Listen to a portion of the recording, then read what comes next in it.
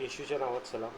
आज आपण एक नवीन अध्याय घेऊन आलेलो आहे आणि ह्या अध्यायामधनं तुम्ही स्वतःच्या जीवनात ज्या कमतरता आहेत त्या जाणून घ्या आणि हे जे आजचं वचन आहे ह्या आपल्या जीवनात लागू करून घ्या।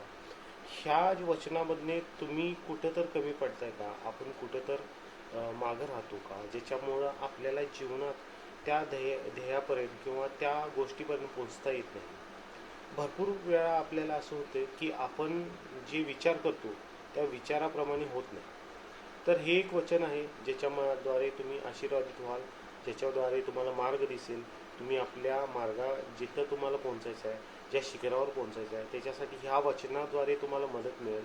आणि खूप महत्त्वाचं वचन आहे, म्हणजे आपल्या आयुष्यात हे वचन तुम्ही घेतल्याशिवाय पुढे जाऊ शकत नाही असं वचन आहे।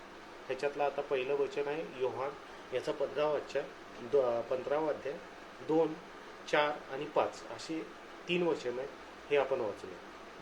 ह्याच्यामधले पहिलं व दुसरं वचन आहे, माझ्यातील फळ न देणारे प्रत्येक फाटा तो काढून टाकतो आणि फळ देणाऱ्या फाट्याला अधिक फळ यावे म्हणून तो प्रत्येकाला साफसूफ करतो। चौथ्या अध्यायामध्ये असं म्हटलंय, तुम्ही मजमध्ये राहा आणि मी तुम्हामध्ये राहतो। जसे फाटे वेलात राहिल्या वाचून त्याच्याने आपल्या आपण फळ देवत नाही, तसेच मजमध्ये राहिल्या वाचून तुम्हालाही देता येणार नाही। मी वेल आहे, तुम्ही फाटे आहात। जो मजमध्ये राहतो आणि मी त्याचमध्ये राहतो तो पुष्कळ फळ देतो, कारण मजपासून वेगळा असलेला तुम्हाला काहीही करता येत नाही। आता शेवटचा एक महत्त्वाचा मुद्दा त्या असा लिहिलेला आहे की खूप महत्त्वाचा आहे की जो मजमध्ये राहतो आणि मी त्यामध्ये राहतो तो पुष्कळ फळ देतो, कारण मजपासून वेगळा असल्याने तुम्हाला काहीही करता येत नाही। खूप महत्त्वाचं वचन आहे।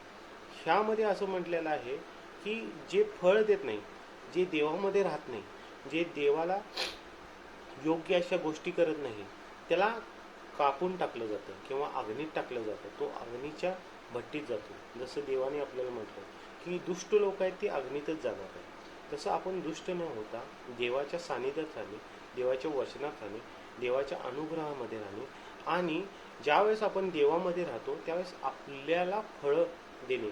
फळं म्हणजे काय असतं की तुम्ही प्रार्थना करणे, देवाची आज्ञा मानणे, देवाच्या वचनाला अनुसरून त्याच्याप्रमाणे वागणे, असे भरपूर गोष्टी आहेत ज्या फळांच्याद्वारे तुम्हाला ज्यावेळेस तुम्ही वचन वाचता त्यावेळेस तुम्हाला ते समजेल। खरं एक गोष्ट नेमकं लक्षात ठेवा की जोपर्यंत तुम्ही देवात येणार नाही, जोपर्यंत तुम्ही त्याला अटॅच होणार नाही, त्या झाडाचा तुम्ही एक हिस्सा होणार नाही, तोपर्यंत तुम्हाला काहीही करता येणार नाही। तुम्ही कितीही प्रयत्न केला, कितीही काय केला, कुठेही काहीही करण्याचा प्रयत्न केला, जर तुम्ही देवामध्ये नसाल तर तुम्हाला काहीही करता येत नाही। तर हे वचन तुम्ही अनुसरून घ्या। ह्या वचनाद्वारे मी तुम्हाला एक मार्ग दाखवण्याचा प्रयत्न करतो की तुम्ही देवामध्ये आला की तुमचे सगळे मार्ग मोकळे होतील। तुम्हाला न कळण्यासारखे म्हणजे तुम्ही विचार पण करू शकत नाही ह्याच्या पलीकडे तुमच्या जीवनात कार्य होईल। त्यामुळं हे वचन अनुसरा आणि ह्या वचनाद्वारे तुमचं जीवन आशीर्वादित करून घ्या। आमेन।